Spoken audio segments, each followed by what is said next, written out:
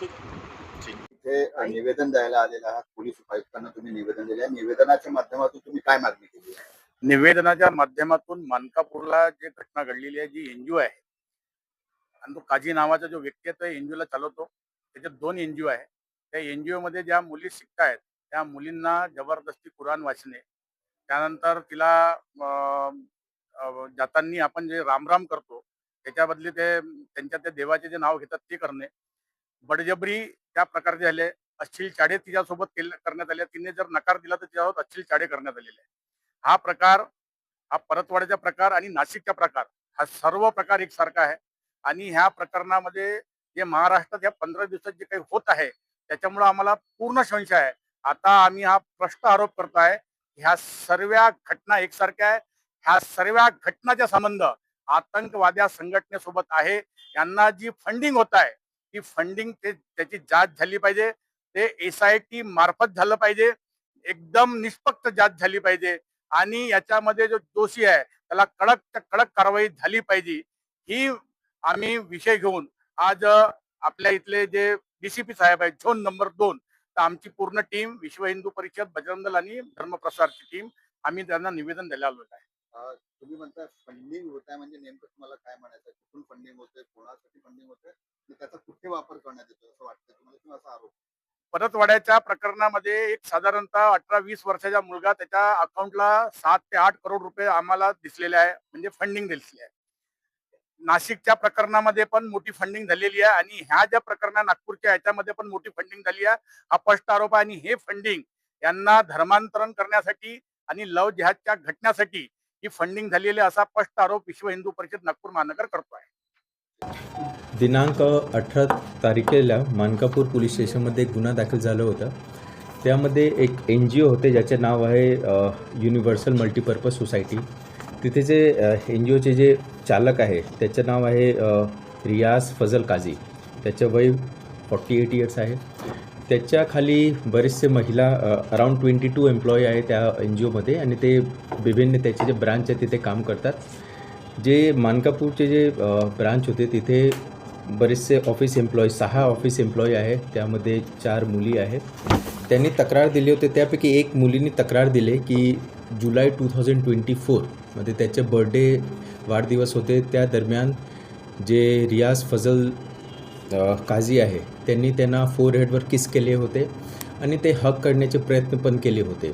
नंतर बरेच दिवस असं झाले की त्यांनी पुन्हा प्रयत्न केले होते. ते जे कंप्लेंट आहे त्यांनी विरोध पण केले होते, त्यांनी असं नमूद केलेले आहे. तरी पण ते जे ॲक्टिव्हिटी होते ते चालू होते. 7 दिवस अगोदर असं झाले की जे 4 पैकी एक कंप्लेंट आहे त्याच्या घरी ते एक अक्यूज यांनी फोन केले आणि त्यांनी असं म्हटले की तुमच्यासोबत जे तुमच्या मुलीसोबत जे बाकी लोक आहे ते वाईट ॲक्टिव्हिटीमध्ये पार्टिसिपेट करतात, तुम्ही त्यांना एकदा समजून घ्या.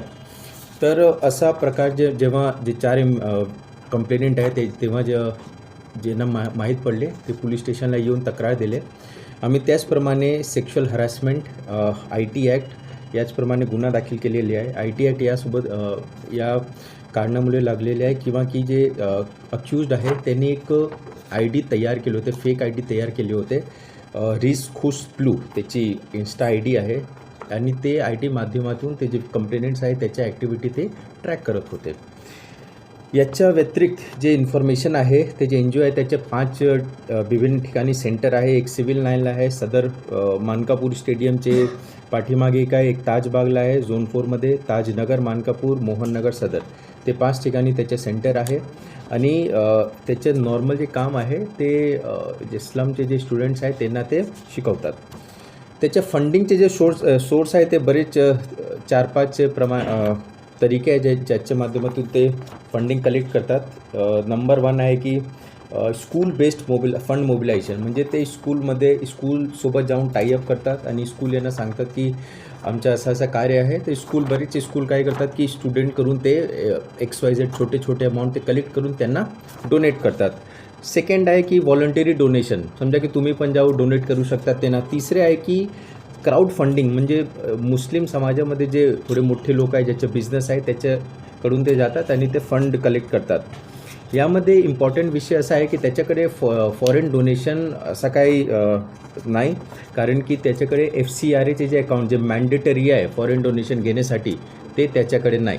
मी पुन्हा रिपीट करतो, त्याच्याकडे FCRAचे जे फॉरेन कंट्रीब्युशन रेग्युलेशन ॲक्ट याचप्रमाणे जे अकाउंट तयार करावे लागतात तेव्हा ते फॉरेन डोनेशन घेऊ शकतात, ते त्याच्याकडे नाही. अशा प्रकारचे त्याच्या फंडिंगचे सोर्स आहे. आणि आता त्यांना अटक केलेले होते 18 तारखेला, कोर्टमध्ये प्रोड्यूस केले आणि कोर्ट यांनी 5 दिवसचे PC दिलेले आहे. आता त्याचे जे काही NGOमध्ये डॉक्युमेंट वगैरे जे काय आहे ते पोलीस तपास करतात आणि नंतर 5 दिवस नंतर आम्ही कोर्टमध्ये पुन्हा प्रोड्यूस करू. That's it. जे जुलै 2024 एका वाढदिवसाच्या घटनेचा आपण उल्लेख केला आणि बरोबर. ही कृती केली होती की एकदाच तशी कृती केली होती की त्याच्यानंतर रिपिटेशन मध्येही ते तशा पद्धतीच्या आक्षेपार्ह कृती त्याच्याकडून होत होतं. तक्रारदारांचा काय? बरोबर आहे. ते आम्ही तक्रारदार यांच्यासोबत पण विचारपूस केले होते याबाबत. त्यांनी असं सांगितले की आणखी तिने पुन्हा पण प्रयत्न केले होते, ते जे अक्यूज्ड आहे, पण त्यांनी कधीही पोलीस स्टेशनमध्ये येऊन ते अशा प्रकारचे तक्रार किंवा ॲप्लिकेशन आजपर्यंत आम्हाला भेटले नव्हते. ही कृती वारंवार झाली होती. बरोबर. आता किती वेळा झाले हे मी सांगू शकत नाही, पण त्यांनी असं सांगितलं की ते रिपीटेड होते. त्यांनी असं सांगितलं. एकाच मुलीसोबत व्हायचं की चारही मुलींसोबत हे सगळं करायचं? येस. तर जे ॲक्टिव्हिटी आहे म्हणजे सेक्शुअल हॅरॅसमेंटचे जे ॲक्टिव्हिटी आहे जे तुम्ही ते म्हणतात, बरोबर, ते आतापर्यंत आम्हाला असं माहीत पडले की ते एका मुलीसोबत झाले होते. बाकी जे मुली आहे ते त्याच्यासोबत असं काही झाले आतापर्यंत जे माहिती आहे. आणि जे 2-3 मुली आहेत त्याच्या ते स्टेटमेंट घ्यायची आहे, ते आपण स्टेटमेंटमध्ये चेक करू की ते काय नमूद करतात. बरं, तो त्याच्या धर्माच्या काही रीतिरिवाजांचं पालन करण्यासाठी आग्रही असायचा का याबाबत काय म्हणतो? बरोबर. त्यांनी असं सांगितले होते की तुम्ही नमाज पढा आणि पूर्ण कपडे घाला, असा प्रमाणचे ते नमूद आहे, FIR मध्ये ते नमूद आहे. बरं, तो हे किती वेळा करायचं असं, म्हणजे हे रोज तो सांगायचा, त्यासाठी दबाव टाकायचा, नोकरीवरून काढायची धमकी वगैरे द्यायचा काय सगळं? 1-2 वेळा असं आहे नमूद आहे की ते नॉट नेसेसरीली की ते नमाज तुम्ही जर वाचले नाही तर तुम्हाला नोकरीमध्ये मी काढून देणार, असा काही स्पेसिफिक नाही. पण हे दोन्ही गोष्ट इंडिपेंडेंटली ट्रू आहे. म्हणजे त्याने हे पण होऊ शकतात. आता अक्यूजचे म्हणणे काय आहे की मी त्यांना टार्गेट देत असतो नॉर्मली की तुम्ही 50 स्कूलसोबत टायअप करा किंवा 10 स्कूलसोबत टायअप करा, आणि जर तुम्ही इतकी स्कूलसोबत टायअप करू शकत नाही तर तुम्हाला XYZ नोकरीमध्ये काढून देणार, असा विषय आहे. पण exactly that was the reason, ते आम्हाला इन्व्हेस्टिगेशनमध्ये माहीत पडणार. आपण म्हणतात दोन्ही गोष्टी इंडिपेंडेंटली ट्रू आहे. तर हे आता कालपासून जे काही आपण चौकशी आरोपीची केली आहे त्याच्यामध्ये त्यांनी हे नमाज पठण आणि रोजा ठेवा या गोष्टीसाठी मी बोलत होतो असं ॲडमिट केलं आहे? नाही, ते ॲडमिट केलेले नाही, विक्टीमने ॲडमिट केलेले. अक्यूजला मी आज सकाळी त्याने इंट्रोगेट केले, पण ते असं काही ॲडमिट केलेले नाही. आणि आमच्या एक लक्ष फंडिंगवर पण होता की त्याच्या फंडिंग कुठून करे. ते फंडिंगमध्ये जे मी तुम्हाला डिटेल दिलेले आहे त्या फंडिंगमध्ये असं काही नाही, पण ते अक्यूज्ड यांना असं काही ॲडमिट केलेलं नाही आतापर्यंत.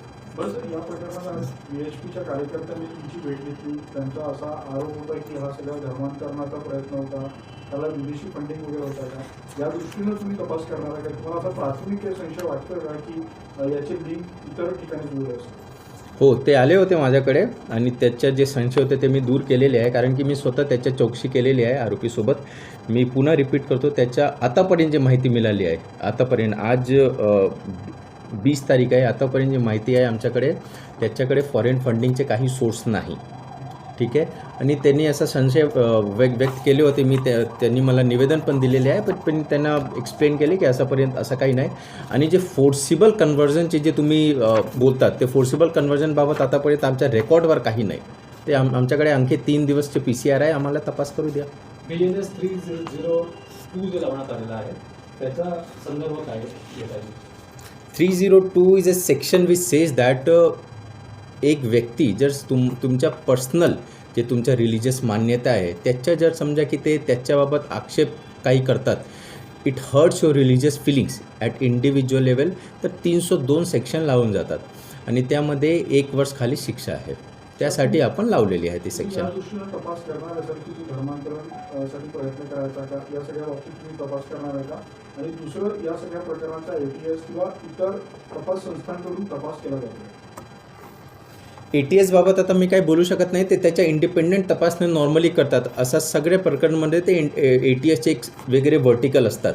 ते त्याचे सिनियरचे ते जे काही सिनियर ते सांगतात ते त्याचप्रमाणे करतात. आणि धर्मांतरण ते आमचे एक मुख्य बिंदू आहे. पण आतापर्यंत तसा काही फोर्सिबल कन्व्हर्जन, मी स्पेसिफिक करतो, तुम्हाला स्पेसिफिक वर्ड यूज करतो, फोर्सिबल कन्व्हर्जन, त्याबाबत आमच्याकडे आतापर्यंत काहीही माहिती नाही. BNS 302 आणि धर्मांतरण याचा काही संबंध नाही.